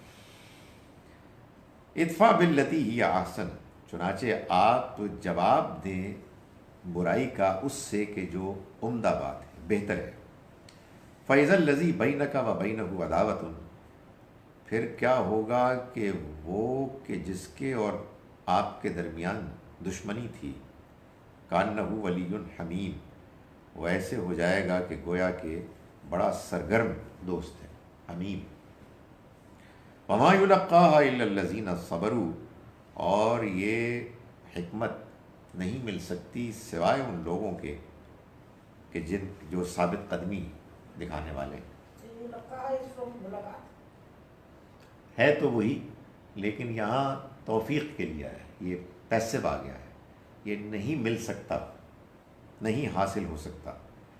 وما یلقاها، اور یہ نہیں مل سکتی، یعنی یہ دانش، یہ حکمت الا ذو حظ عظیم، سوائے ان کے کہ جو بڑی قسمت والے، بڑے نصیب والے، یعنی یہ بہت اونچا مقام ہے۔ ذو حظ ذو ہے والا، حظ نصیب، عظیم بہت بڑا، بڑے نصیب والا، حظ حصہ کہتے ہیں، تو یہاں حصہ وہی نصیب کا حصہ، جو کہ بڑا حصہ ملا، کیا بات ہے۔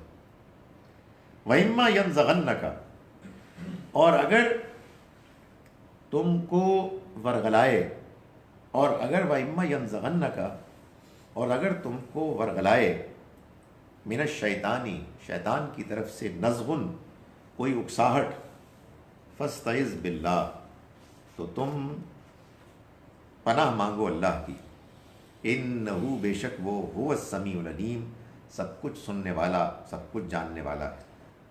ہم نے فضلہ پھسلانے کے لیے پڑھا تھا، یہاں پہ بھی دلانا پھسلانا اس کا مطلب جی جی وہی ہے۔ ومن آیاتہ، اور اس کی نشانیوں میں سے ہے، اللیل والنہار، رات اور دن، والشمس والقمر، اور سورج اور چاند، لا تسجدوا للشمس ولا للقمر، سجدہ مت کرو نہ سورج کو اور نہ چاند کو، فاسجدوا للہ، سجدہ کرو اللہ کو، الذی خلقہن، وہ کہ جس نے ان کو پیدا کیا، ان کنتم ایاہ تعبدون، اگر تم اسی کی عبادت کرتے ہو۔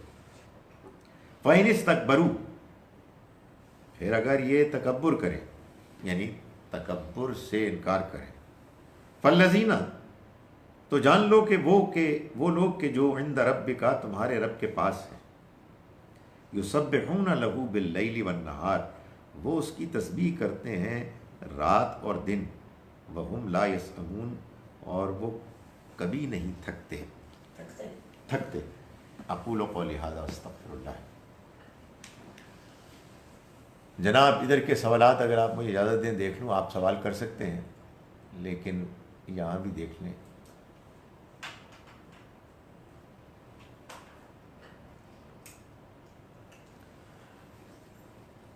واز حضرت عیسیٰ رسول اور نبی، یہ تو قرآن نے خود واضح کیا ہے کہ جب انہوں نے کہا کہ ہم نے عیسیٰ کو قتل کیا ہے، انا قتلنا المسیح ابن مریم رسول اللہ، یہ اس کو نمایاں کیا، یہ اس لیے نمایاں کیا قرآن میں سورہ نساء میں کہ مسیح رسول اللہ کو قتل کیا، یہ نہیں ہو سکتا۔ وما قتلوہ، انہوں نے نہ ان کو قتل کیا، وما صلبوہ، اور نہ سولے پہ چڑھایا، ولیکن شبہ لہم، بلکہ وہ ان کو اس پر شبہ ہو گیا، ان کے لیے معاملہ گھپلے میں پڑ گیا، تو وہ اللہ کے رسول تھے۔ لیکن جو 400 نبی کہتے ہیں انہوں نے شہید وہ قتل کیے بنی اسرائیل نے، وہ پھر وہ کیے؟ ان میں سے دو کو تو ہم جانتے ہیں، زکریہ علیہ السلام اور یحییٰ علیہ السلام، باقی بھی ہوں گے، ظاہر ہے ان کی بدتمیزیوں کی ایک داستان ہے۔ In your recent Quran class, there was a very controversial discussion on surrogacy. Please clarify if surrogacy is a medical issue or comes under the domain of religion. If a childless Muslim couple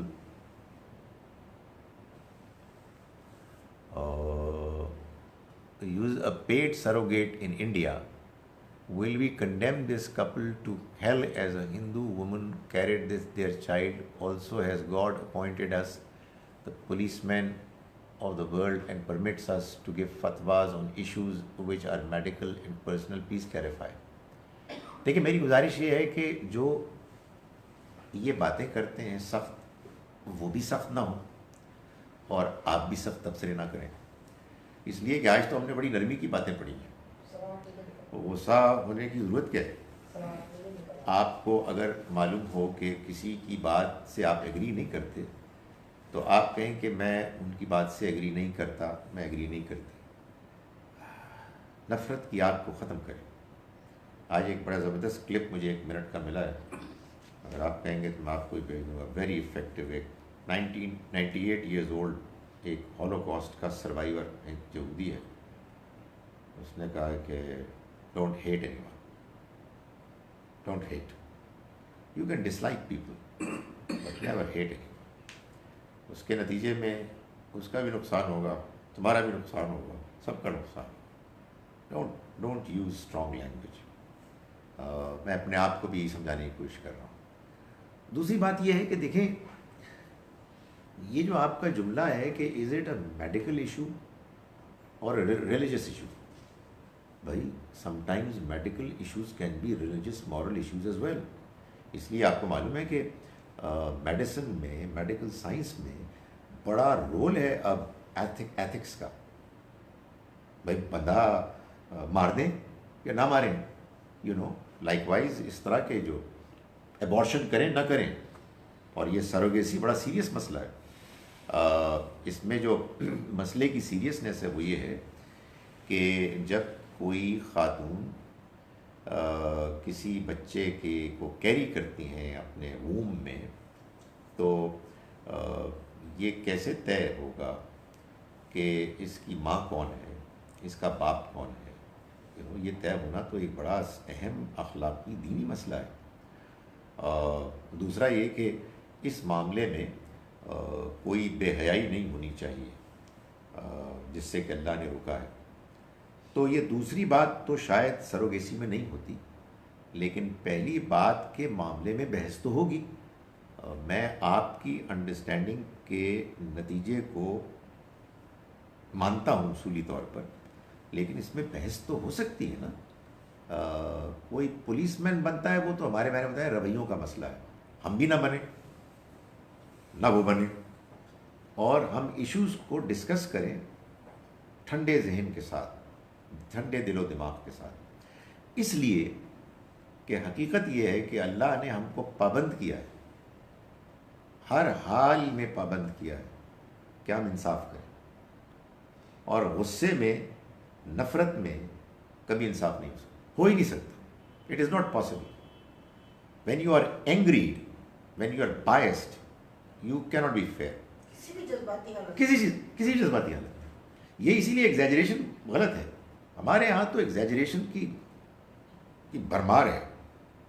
تو اس لیے گزارش یہ ہے کہ یہ ایک مسئلہ controversial ہو سکتا ہے۔ میں ابھی تک جو کچھ میرے چھوٹے سے ذہن میں بات آئی ہے وہ یہ ہے کہ اس میں اصولی طور پر کوئی غلطی لگتی نہیں ہے، مگر the other views are also there, اور لوگوں کا رائٹ ہے کہ وہ اپنی بات کو بیان کریں۔ یہ بات آپ کی وجہ ہے، اصل میں آپ کو یہاں کی بات نہیں ہے، وہ ایک اور کلاس کی بات ہے۔ یہ ایک مذہبی ایٹیچیوڈ ہے انفارچونیٹلی، کہ لوگ اپنی رائے یا کسی عالم کی رائے کو دین کی بات کے طور پر بیان کرتے ہیں۔ وہ اصل میں جس ڈسکشن کی بات کر رہی ہیں اس میں کسی نے بار بار یہ کہا کہ یہ غلط ہے، تو میں نے کہا کہ یہ آپ نے کہیں قرآن میں دیکھا ہے، آپ نے کہیں حدیث میں دیکھا ہے؟ ان کا یہ فتویٰ ہے۔ تو فتویٰ تو اوپینین ہے۔ سو اصل میں یہ بڑی مشکل ہے۔ اب آپ دیکھیں نا یہ کیا مسئلہ ہوتا ہے، ہماری جو مذہبی ٹینشن ہے اس میں ایک یہ بڑا فیکٹر ہے، اور میں اس کی تفصیل میں اس لیے جا رہا ہوں کہ مجھے آگے چل کے کہیں اگلے دنوں میں اس پہ ایک تقریر کرنی ہے، تو میں سوچا کہ میں اپنے آپ کو تیار کر لوں کہ ایک بڑا فیکٹر ہے کہ آپ نے ایک بات، اوپینین کو دین کا حکم سمجھ لیا۔ کیسے سمجھا؟ عقل سے نہیں سمجھا، جذبات سے سمجھا۔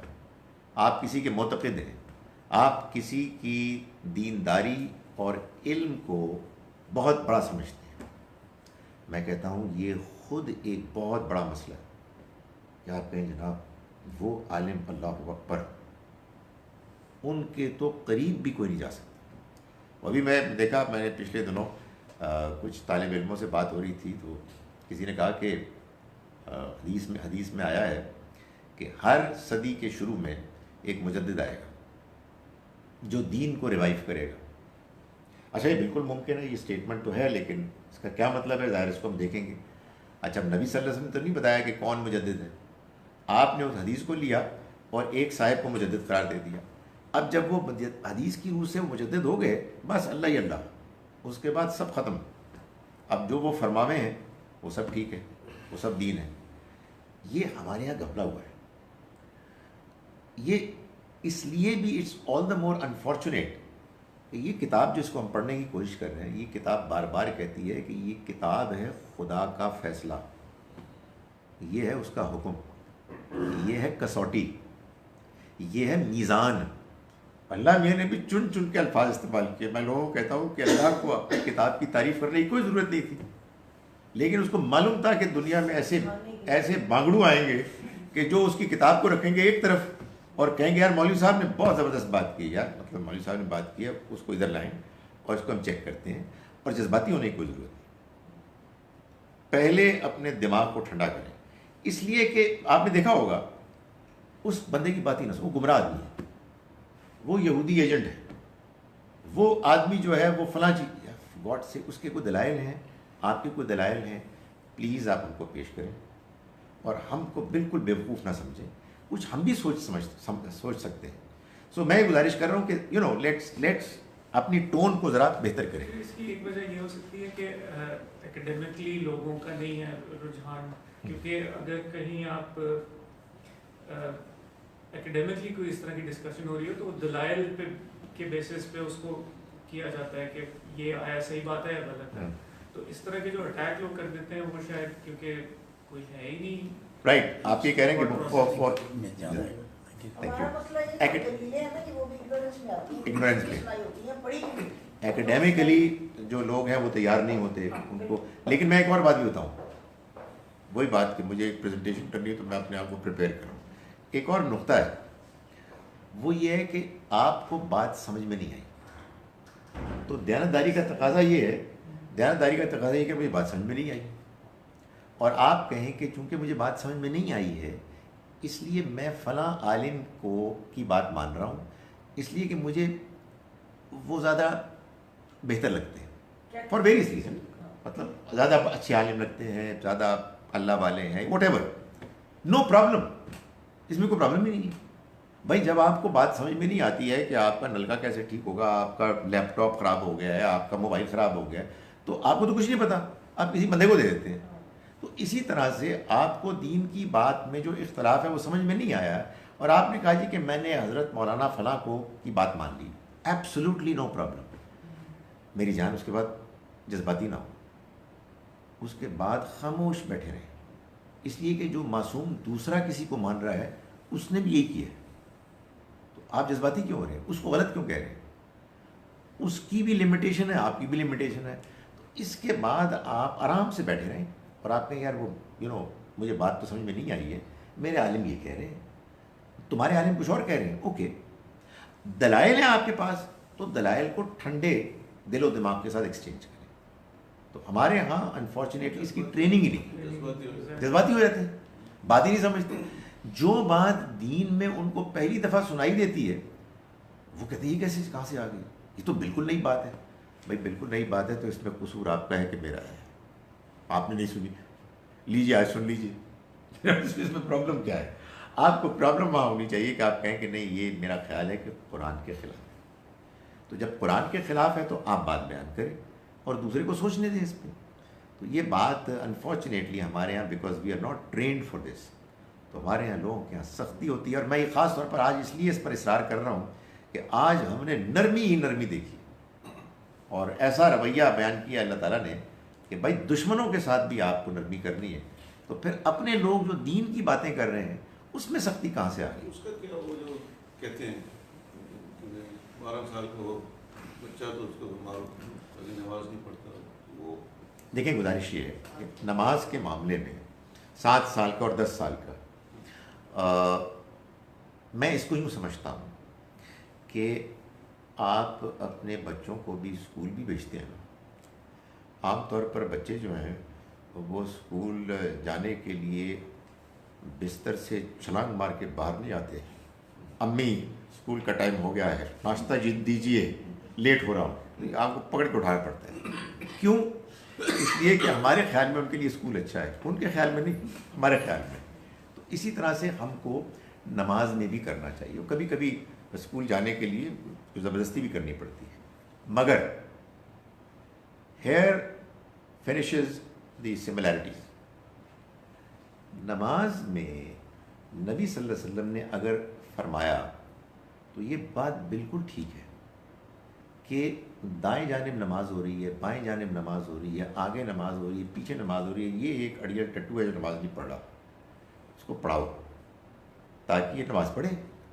اب ماحول بدل گیا ہے، یہ بڑا مشکل ہے لوگوں کو بتانا، یار اب آپ سنگل آؤٹ ہو جائیں گے ایز اے پیرنٹ کہ آپ کہہ رہے ہیں نماز پڑھو، کہہ رہے ہیں یار کسی اور کے والد صاحب نے، والدہ صاحبہ نے تو کیا نہیں، یہ میرے ماں باپ بہت ظالم لوگ ہیں، دوسرا آج کل جیسے ریئیکشن ہو جائے گا، موسٹلی تو ریئیکشن ہوگی، ایبسلیوٹلی یہی ہوگا۔ Start heating. اس لیے یہ بھی ایک مشکل ہے کہ آپ کہتے ہیں کہ حدیث میں بات آ گئی ہے ہم نے اس کو کرنا ہے، یار پھر یہ آپ کو، اللہ مجھے معاف کرے، یہ آپ کو 30 سال بعد سمجھ میں آئے گی کہ آپ نے یہ غلط فیصلہ کیا تھا، تو اس وقت it would be too late. پھر اللہ تعالیٰ آپ کو زندگی دے تو آپ اپنے پوتے پوتیوں نواسے نواسیوں پر اپنی نئی پالیسی ٹرائی کیجیے گا۔ وہ بھی نہ سنتے، جی وہ بھی نہ سنتے۔ ہاں، لیکن ایک نئی پالیسی ہوگی نا، وہاں فیل ہو گئے تھے نا سختی کر کے، اب نرمی کریں گے۔ تو میں یہ تو میں اپنی داستان بیان کر رہا ہوں۔ وہ کہتے ہیں we can read enough۔ وہ ٹھیک ہے نا، اب دیکھیں اب ہم اتنے سیانے ہو گئے ہیں دادا نانا بن کے کہ اب ہمیں پتہ ہے کہ یار وہ پچھلی پالیسی غلط تھی۔ لیکن نافرمانی نہیں ہوگی اگر حضور نے اس طرح کہا؟ نہیں ہے نا، میں گزارش ہے کہ حضور صلی اللہ علیہ وسلم کی نافرمانی تب ہو کہ جب آپ نے یہ فرمایا ہو کہ یہ تمہیں ہر حال میں کرنا ہے۔ اس آپ کے ارشاد کو ہم دیکھیں گے قرآن کی اس آیت کی روشنی میں کہ ادعو الی سبیل ربک بالحکمہ، اپنے رب کے راستے کی طرف بلاؤ حکمت کے ساتھ۔ نماز اگر رب کا راستہ نہیں تو اور کیا ہے؟ ہم اس کو اپنے بچوں پر بھی اپلائی کریں گے، اوروں پر بھی۔ نبی اکرم صلی اللہ علیہ وسلم کے اس مدینے کے دور میں حکمت کا یہی تقاضا تھا کہ جب سارے نماز پڑھ رہے ہیں تو میرا بچہ بھی اس میں شامل ہو جائے۔ یہ بڑی اچھی بات ہے۔ میں کسی ایسی جگہ پر چلا جاؤں جہاں سارے نماز پڑھ رہے ہیں، جہاں میں ایک مرتبہ برطانیہ میں جب رہ رہا تھا تو آنیسٹلی وہ ایک اور ہی ماحول تھا۔ وہاں میرے بچے کے ذہن میں یہ بات تھی، میرے ساتھ وہ مسجد جاتا تھا، کہ جتنے مسلمان ہیں وہ نماز پڑھنے مسجد آتے ہیں، اور یہ جو نماز کے ٹائم پہ پھر رہے ہیں یہ مسلمان نہیں ہیں۔ یہ اب میں کیسے سمجھا سکتا ہوں؟ تو یہ اصل میں ماحول کی بات ہے۔ تو کوئی حدیثیں ہمیں ہوتا ہے کہ جیسے بھوکے کو بچے کو کھانا کھلاؤ تو اس پہ جنت، اس پہ دوزخ کی آگ حرام، اس ٹائپ کی کئی حدیثیں سننے ہوتی ہیں، تو وہ تو اسی شرط میں ہے نا کہ پرووائڈڈ اس کے اور عمل۔ بالکل، دیکھیں یہ بھی ایسے ہی ہے، وہ آپ کو میں بتاتا ہوں کہ حدیث میں کیا ہوتا ہے۔ حدیث میں جو بھی بات آتی ہے، میں حدیث ہی نہیں قرآن کی بھی بات ہے، جب وہ بات آئے گی تو آپ اس کو پورے دین کے کانٹیکسٹ میں دیکھیں گے، آئسولیٹ کر کے نہیں دیکھیں گے۔ مثال کے طور پر یہ بات کہ تم جب محترم مہینے ختم ہو جائیں تو قتل کرو مشرکوں کو جہاں پاؤ، اس کو کیا سیاق سباق سے کاٹ کے محترم مہینوں کے ختم ہونے کا انتظار کریں گے آپ؟ نہیں، آپ یہ دیکھیں یہ بات کیا ہو رہی ہے۔ بالکل اسی طرح سے حدیث میں تو it is all the more important, کیونکہ یہ انسانوں کے جمع کیا گیا ریکارڈ ہے۔ اس کا سیاق کیا ہے، اس کا سباق کیا ہے، اس کو میں نے طے کرنا ہے، آپ نے طے کرنا ہے دین کی روشنی میں۔ چنانچہ مشہور جو حدیث ہے کہ ایک فاحشہ عورت نے ایک پیاسے کتے کو پانی پلایا اور اس سے اس کی نجات ہو گئی، میرے لیے بالکل صحیح حدیث ہے، مگر سیاق سباق سے کٹ کر اس کو بیان کیا جاتا ہے، کاٹ کر، چنانچہ بات ہی سمجھ میں نہیں آتی۔ یہ کیسے ہو سکتا ہے کہ جب قرآن کہہ رہا ہے کہ قتل، شرک، قتل، زنا، ان کی سزا جہنم، ہمیشہ کی جہنم، تو اب وہ ہمیشہ کی جہنم ان کے لیے معافی بھی نہیں ہے۔ سب کے بارے میں کہا کہ توبہ، تو یہاں تو اس عورت نے توبہ نہیں کی، پیاسے کتے کو پانی پلایا۔ اب میں اس حدیث کو جب بیان کروں گا تو میں قرآن کی روشنی میں یہ کہوں گا کہ اصل میں پوری بات یہ تھی، نبی صلی اللہ علیہ وسلم کی ادھوری بات بتائی گئی ہے، یا آپ نے اتنی ہی بات کی اس کانفیڈنس پر کہ لوگ قرآن تو پڑھتے ہی ہیں۔ بھائی حضور جب بات بیان فرما رہے تھے تو لوگ دین جانتے تھے نا۔ تو اس کا مطلب سادہ سا یہ ہے کہ ایک فاحشہ عورت نے ایک پیاسے کتے کو اپنے اوپر ترجیح دے کے، خود بھی پیاسی تھی وہ، اس کو پانی پلایا۔ اس نیکی کے عمل کے نتیجے میں اللہ نے اس کو توفیق دی۔ نیکی نیکیوں کا خاندان لے کے آتی ہے، جیسے بدی بدیوں کا خاندان لے کے آتی ہے۔ اس کو توفیق دی کہ اس کے اندر توبہ کا جذبہ پیدا ہوا، اور اس کے بعد اس نے اپنے اس پروفیشن کو چھوڑ دیا۔ تو ابتدا کہاں سے ہوئی تھی؟ پیاسے کتے کو پانی پلا دیں. یہ بالکل شاندار حدیث ہے, کیا بات ہے اس حدیث کی. لیکن اگر آپ اس کے بعد یہ مانیں کہ پانی پلانے کے بعد وہ اپنے اگلے کلائنٹ کے پاس گئی تو پھر ختم ہو گیا سب کچھ, پھر تو صفایا ہو گیا. تو یہ کیا کریں جی, کیسے سمجھائیں لوگوں کو. اس میں بھی کیا ہے, وہی بات جو میں پہلے کر رہا تھا, جذبات. اوئے تم حدیث کی بات نہیں مان رہے. میرے خدایا یار بات سمجھو یار, قرآن کی بات ہے, تو کس طرح سے تم اس طرح دینگا مشتی کر سکتے ہو. پورے دین کی بات سمجھو, ہر چیز کو اس کی جگہ پر پلیس کرو. یہ ہماری آزمائش ہے, جہاں ہمارے عمل کی آزمائش ہے وہاں ہمارے علم کی بھی آزمائش ہے. یہ لوگ سمجھتے ہی نہیں ہیں. آپ علم کی آزمائش میں فیل ہو جاتے ہیں جب آپ جذباتی ہوتے ہیں, جب آپ متعصب ہوتے ہیں. سر, ڈیڈ پروفٹ صلی اللہ علیہ وسلم سجدہ ایوری ٹائم ہی ریسائٹڈ آیات سجدہ, اور واز اٹ اوکیجنل؟ دیکھیں یہ بھی آپ کا سوال ایک بڑا دلچسپ سوال ہے. میں اگر آپ کو مایوس کروں یہ جواب دے کر کہ اس کا کوئی انسان جواب دے ہی نہیں سکتا. اس کے جواب دینے کے لیے تو ہمارے پاس نبی صلی اللہ علیہ وسلم کی پوری زندگی سامنے ہونی چاہیے. میں لوگوں کو بار بار بتاتا ہوں, حدیث ایک بہت زبردست کام ہے, مگر آپ کے خیال میں اس میں نبی صلی اللہ علیہ وسلم کی پوری زندگی آ گئی ہے؟ ہرگز نہیں. میں مثالیں دے سکتا ہوں. مثال کے طور پر میں بار بار کہتا ہوں کہ ابو بکر رضی اللہ عنہ نے ہجرت کے سفر میں صرف حضور کے ساتھ آپ تھے, 7 دن 7 راتیں گزاری. کیا ہوا بیچ میں, کیا باتیں ہوئی؟ کسی کو نہیں پتا. کچھ نہیں پتا, اس لیے کہ حضرت ابو بکر نے بتایا نہیں. میں آپ کو دعوے سے بتا سکتا ہوں, قرآن مجید بالکل واضح طور پر بتاتا ہے کہ جب کبھی اللہ کے رسول آتے ہیں اور کسی قوم کو دعوت دیتے ہیں اور قوم کے لوگ انکار کرنے لگتے ہیں, تو پھر قوم کے اوپر ایک عرصہ ایسا گزرتا ہے کہ ان کے اوپر بالباسائی والضرائی, ان کے اوپر مالی تنگی آتی ہے, جسمانی مشکلات آتی ہیں, تاکہ وہ گڑ گڑائیں. بتائیں آپ مجھے کہاں آپ کی تاریخ میں لکھا ہے کہ مکے میں ابو جہل ابو لہب کے اوپر آئی؟ اس لیے کہ it is an incomplete history. اس میں میں کوئی یہ نہیں کہہ رہا کہ کوئی اس میں کوئی گڑبڑ ہے, کوئی خرابی ہے. بھائی ایک نیچرل ایونٹس ہوئے ہیں, لوگوں نے ریکارڈ کیا ہے, کچھ ریکارڈ ہو گئی چیزیں, کچھ نہیں ہوئی ہیں. خدا تعالیٰ نے تو کوئی اہتمام نہیں کیا. بھائی 23 ایئرس کے لیے اگر آپ صبح سے لے کے شام تک سب کچھ ڈالیں تو لائبریریاں بھر جائیں. اگلے پچھلے حالات پتہ ہی نہیں ہوتے, کچھ نہیں معلوم ہوتا. اس لیے میری گزارش یہ ہے کہ معلوم ہوتا ہے کہ نبی صلی اللہ علیہ وسلم نے بعض اوقات کیا, بس یہ کافی ہے. یہی مسئلہ وہ ہے وہ رفع دین والا, کہ یہ آ گیا کہ نبی صلی اللہ علیہ وسلم نے رکوع سے اوپر اٹھتے ہوئے رفع دین کیا. یہ بالکل ٹھیک ہے, ساری زندگی کیا, از اول تا آخر کیا. یہ کون بتا سکتا ہے؟ سر یہ تو ایک انڈیویجول ایکٹ نہیں تھی جو حضور صلی اللہ علیہ وسلم نے کی تھی. اس کو جب ایک جماعت میں اگر آپ اس کو ایڈ کریں گے تو doesn't it defeat the purpose entirely? نہیں, وہ معلوم یہ ہوتا ہے, بظاہر یہ معلوم ہوتا ہے کہ یہ انڈیویجول بھی تھا اور آپ نے جماعت بھی تو پڑھائی تھی. اس میں بھی ہاں, تبھی تو لوگوں کو معلوم ہوا. ٹھیک. آپ نے جماعت میں بھی ایسا. کین یو ایکسپلین ابتدائی میزبانی؟ بھائی آپ جائیں کہیں اور آپ کئی دن کے مہمان ہوں اور بڑی شاندار آپ کو مہمانداری کا ایک مظاہرہ آپ کے ساتھ کیا جائے, مگر آپ آئے نا, اترے ہیں بس سے, ٹرین سے, جہاز سے, اور آپ اندر داخل ہوئے ہیں, تو شروع میں جو آپ کو ملتا ہے نا, یہ ہے نزل ابتدائی. ہوٹل میں ویلکم ڈرنک بھی ایک دن ملتی ہے. ہوٹل میں ملتی ہے, اور وہ لوگوں کو ذرا انکریج کرتے ہیں جی کہ یہ ہوٹل ٹھیک ہے. We are talking about a childless couple but not about immorality, we are talking about a desperate childless couple. دیکھیں میں آپ کی بات سمجھتا ہوں, آپ کے اندر ایک چائلڈ لیس کپل کے بارے میں بہت جذبات ہیں, بڑی اچھی بات ہے. لیکن دوسری جانب میں یہ نہیں کہہ رہا کہ یہ غلط ہے, دوسری جانب اگر فرض کیجئے کہ یہ ایکٹ کسی وجہ سے امورل ہوتا, اس میں مثال کے طور پر باپ کا پتہ ہی نہ لگتا, اور مرد کوئی اور ہوتا, خاتون کوئی اور ہوتی, درمیان میں اصل اس کی بیوی غائب ہو جاتی, تو ہے نا یہ مسائل. اس لیے اس طرح کے تمام معاملات میں دین کی روشنی میں بات سمجھنی ہوگی. اب وہ دین کی روشنی میں مشکل یہ ہے کہ اختلافات ہو جاتے ہیں, اور اختلافات میں مشکل یہ ہے کہ لوگ جذباتی ہو جاتے ہیں. تو ہم یہ بات کر رہے ہیں, ورنہ یہ بات صحیح ہے کہ ظاہر ہے کہ جس کے پاس اولاد نہیں ہے اس کو اگر اولاد کا کوئی بندوبست ہو جاتا ہے تو بڑی اچھی بات ہے, اللہ کی نعمت ہے.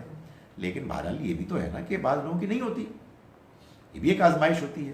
مگر اس وقت وہ زیر بحث ہی نہیں ہے. جو بات زیر بحث ہے وہ یہ ہے کہ کیا اس کو دین میں ماننا چاہیے یا نہیں ماننا چاہیے. There is no rigidity in thoughts.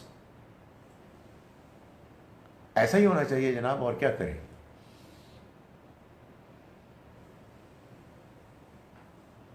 Sir will you describe you I UK understanding Islam in UK. دیکھیں آپ کے سوال سے ایک تو یہ لگتا ہے کہ شاید میں ابھی بھی اس میں ہوں. یار یہ پلیز دیکھیے گا, یہ میری ڈسکرپشن جو آتی ہے اس میں یہ ایک مس انڈرسٹینڈنگ ہوتی ہے کہ میں ابھی بھی یو آئی یو کے کی نمائندگی کر رہا ہوں, تو اس کو نکل جانا چاہیے. میں I take pride in seeing that I was a member of them. ان کا اسکالر تھا 2012 اینڈ 2013 میں, لیکن اس کے بعد میں پاکستان آ گیا تھا تو پھر میرے لیے ممکن نہیں تھا. تو مگر انڈرسٹینڈنگ اسلام یو کے ابھی بھی موجود ہے. آپ اگر ان کے کام کو دیکھنا چاہیں تو اسی نام سے آپ ان کی ویب سائٹ پہ بھی جا سکتے ہیں. ان کے ممبرز ہیں, وہ اچھا کام کر رہے ہیں. مینچسٹر میں بیسڈ ہیں, لیکن برطانیہ کے اور خطوں میں بھی ان کا کام ہے. لیکن مجھے تو یہ شرف ملا تھا صرف 2 سال کے لیے, اور وہ کوشش کر رہے ہیں کہ ایک ان بائسڈ طریقے سے تمام اسکالرز جو بھی مسلمان ہیں ان کے کاموں کی روشنی میں اللہ کے دین کی بات کریں. تو جناب اگر یہ ہو گیا سب کچھ تو پھر میرا خیال ہے کہ ختم کریں, نماز کی تیاری کریں. السلام علیکم ورحمۃ اللہ وبرکاتہ.